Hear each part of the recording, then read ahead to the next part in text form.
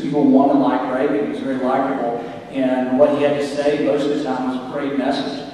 But the deficits exploded under Reagan. Domestic spending went up at a greater clip under Reagan than it did under Carter. The deficit went through the roof under Reagan. So how long did it take Ron Paul to figure out that the guy he had liked, endorsed, campaigned for him? The very first budget.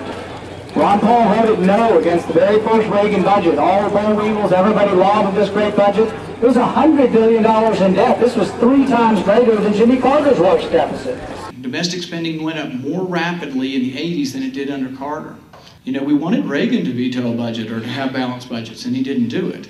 And it wasn't anything personal against him. I think his philosophy was good. I just don't know that he had the energy or the follow-through to get what we needed. When we had Reagan, we were fiscal conservatives.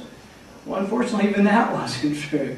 When Reagan was elected in 1980, the first bill they passed was called the Graham-Latta Bill in 1981, and Republicans pegged it as this great step forward. Well, Jimmy Carter's last budget was about $36 billion in debt.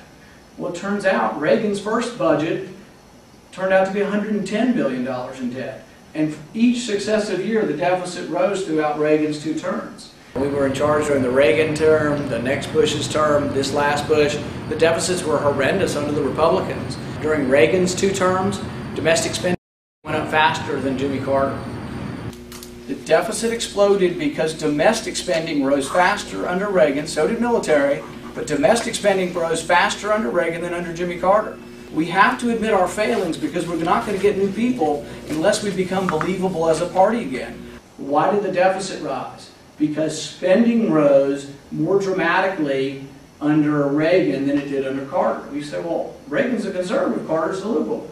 Not necessarily always what it seems.